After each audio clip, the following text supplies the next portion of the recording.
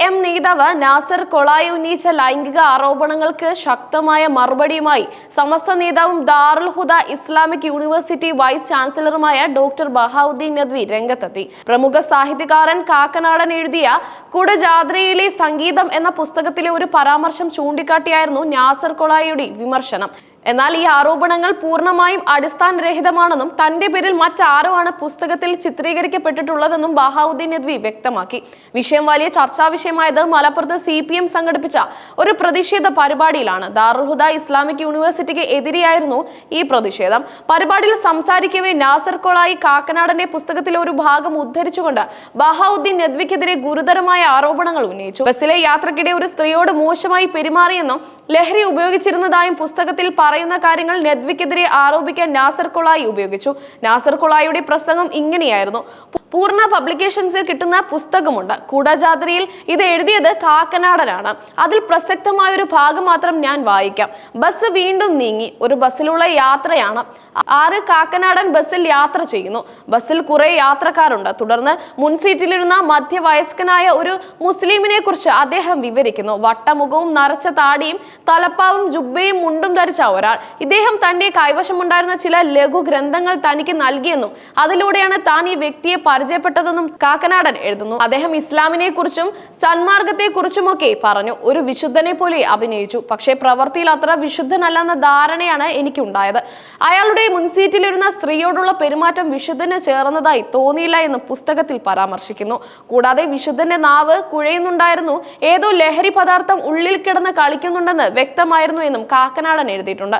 ഈ പുസ്തകത്തിൽ ആ വ്യക്തിയുടെ പേര് ബഹാവുദ്ദീൻ കുരിയാട് എന്നാണ് രേഖപ്പെടുത്തിയിരിക്കുന്നത്. ഈ ആരോപണങ്ങൾക്കെതിരെയാണ് ഡോക്ടർ ബഹാവുദ്ദീൻ നദ്വി വിശദീകരണവുമായി രംഗത്തെത്തിയത്. തന്റെ ജീവിതത്തിൽ ഇന്നുവരെ ലഹരി ഉപയോഗിച്ചിട്ടില്ലെന്നും കാക്കനാടന്റെ പുസ്തകത്തിൽ പറയുന്ന സംഭവ വികാസങ്ങളുമായി തനിക്ക് യാതൊരു ബന്ധവുമില്ലെന്നും അദ്ദേഹം തീർത്തു പറഞ്ഞു. ആരോപണങ്ങൾ ഉന്നയിച്ചവർക്ക് കൃത്യമായി മറുപടി നൽകാൻ താൻ പ്രതിജ്ഞാബദ്ധനാണെന്നും നദ്വി വ്യക്തമാക്കി. നദ്വിയുടെ വിശദീകരണത്തിന്റെ പ്രധാന ഭാഗങ്ങൾ താഴെ പറയുന്നവയാണ്. പ്രിയപ്പെട്ടവരെ, തൊട്ടടുത്ത ദിവസം പുതിയൊരു വാർത്തയുമായി ചിലർ രംഗത്ത് വന്നതായി അറിഞ്ഞു. കുടജാദ്രിയുടെ സംഗീതം എന്ന കാക്കനാടന്റെ കഥയിൽ എന്റെ പേര് പരാമർശിച്ച സംഭവമാണ് പറഞ്ഞത്. കർണാടകയിലൂടെ സഞ്ചരിച്ച ടൂറിസ്റ്റ് ബസ്സിൽ ഞാനൊരു യാത്രക്കാരനായിരുന്നു. മദ്യപിച്ച ലക്ഷണമുണ്ടായിരുന്നു. എന്റെ അടുത്തിരുന്ന യുവതിയുമായി ഞാൻ അസാൻമാർഗിക രീതിയിലുള്ള സമീപനം നടത്തിയിരുന്നു. അവസാനം ഞാൻ എഴുതിയ ഇസ്ലാമും ക്രിസ്തുമതവും എന്ന പുസ്തകം ഞാൻ കാക്കനാടനെ കൈമാറി എന്നൊക്കെയാണ് അതിന്റെ ചുരുക്കം. ബഹാവുദ്ദീൻ നദ്വി ആരോപണങ്ങളെ ബന്ധിച്ച് ഓരോ പോയിന്റും എടുത്തു പറഞ്ഞുകൊണ്ടാണ് രംഗത്ത് വന്നത്. കാക്കനാടൻ എന്ന ജോർജ് വർഗീസ് കാക്കനാടൻ അറിയപ്പെടുന്ന മലയാള സാഹിത്യകാരനാണ്. കുടജാദ്രിയുടെ സംഗീതം എന്ന അദ്ദേഹത്തിന്റെ കഥ 1989 പുസ്തക രൂപത്തിൽ പ്രകാശനം ചെയ്തത്.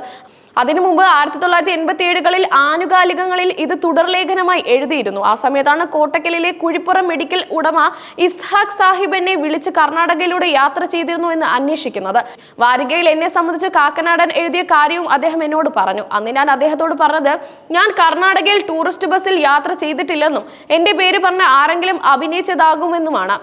നാക്ക് കുഴിയുന്ന രീതിയിൽ മദ്യപിച്ച് ഒരു സ്ത്രീയുമായി സംസാരിച്ച് ജുബ്ബയും തുപ്പിയും ധരിച്ച മധ്യവയസ്കനായി എന്നെ കണ്ടു എന്നൊക്കെയാണ് കാക്കനാടൻ എഴുതിയത്. കാക്കനാടനൊപ്പം ഞാൻ യാത്ര ചെയ്തിട്ടില്ല എന്നത് മാത്രമല്ല, അദ്ദേഹത്തെ എനിക്ക് അറിയുകയോ ജീവിതത്തിൽ ഒരിക്കൽ പോലും കണ്ടിട്ടുമില്ല. എന്റെ പുസ്തകം കാക്കനാടൻ എന്നല്ല വേറെ ആർക്കും ഞാൻ കൊടുത്ത് സ്വയം പരിചയപ്പെടുത്തുന്ന രീതി എനിക്കില്ല.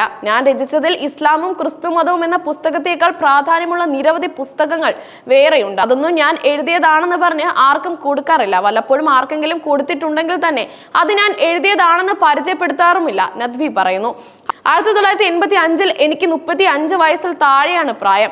നരച്ച താടി അന്ന് എനിക്കില്ലായിരുന്നു. 1997 എന്റെ താടി നരയ്ക്കാൻ തുടങ്ങിയത്.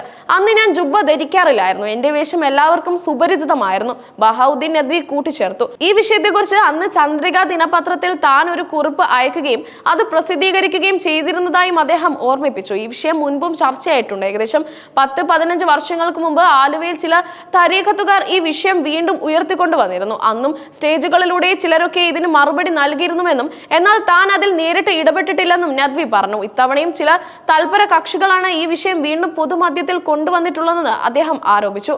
ഇപ്പോൾ ഈ ആരോപണം വീണ്ടും ഉയർത്തിയതിന് ഒരു കാരണം നദ്വി ചൂണ്ടിക്കാട്ടുന്നുണ്ട്. പ്രവാചകന്റെ വ്യക്തിത്വം സംബന്ധിച്ച് നടത്തിയ ഒരു പ്രസംഗത്തിൽ ശൈശവ വിവാഹം ഒരു നൂറ്റാണ്ട് മുമ്പ് വരെ കേരളത്തിൽ നിലനിന്നിരുന്നു എന്ന് ജനങ്ങളെ മനസ്സിലാക്കാൻ വേണ്ടി EMSന്റെ മാതാവിന്റെ വിവാഹപ്രായം 11 വയസ്സായിരുന്നുവെന്ന് താൻ ഓർമ്മിപ്പിച്ചിരുന്നു. EMSനെയോ അദ്ദേഹത്തിന്റെ മാതാവിനെയോ അപഹസിക്കുകയോ അവഹേളിക്കുകയോ ചെയ്യരുതെന്ന് താൻ അതിനോടൊപ്പം തന്നെ പറഞ്ഞിരുന്നുവെന്നും നദ്വി ഓർമ്മിപ്പിച്ചു. എന്നാൽ തന്നെ അടക്കാനുള്ള വടിയായി തൽപര കക്ഷികൾ ഈ അവസരം ഉപയോഗിക്കുകയായിരുന്നുവെന്ന് അദ്ദേഹം ആരോപിക്കുന്നു. ഈ സാഹചര്യത്തിൽ മാധ്യമങ്ങളോട് നദ്വി തന്റെ നിലപാട് വീണ്ടും വ്യക്തമാക്കി. കാക്കനാടന്റെ പുസ്തകത്തിലെ ഒരു കഥാപാത്രത്തിന്റെ പേര് യഥാർത്ഥ ജീവിതത്തിലെ ഒരു വ്യക്തിയുടെ പേരുമായി സാമ്യം വന്നതാണ് ഈ വിവാദങ്ങൾക്ക് തുടക്കമിട്ടത്. സാഹിത്യകൃതികളെ വസ്തുതാനിഷ്ഠമായ ജീവിതവുമായി ബന്ധപ്പെടുത്തുന്നത് എത്രത്തോളം ശരിയാണെന്ന ചോദ്യവും ഈ വിവാദത്തിലൂടെ ഉയരുന്നുണ്ട്. കഥാപാത്രങ്ങളുടെ സാമ്യങ്ങൾ യാദൃച്ഛികമാവാം, എന്നാൽ അത് രാഷ്ട്രീയ ആരോപണത്തിന് ഉപയോഗിച്ചപ്പോൾ അത് വ്യക്തിപരമായ ആക്രമണമായി മാറിയെന്ന് നദ്വിയെ അനുകൂലിക്കുന്നവർ പറയുന്നു.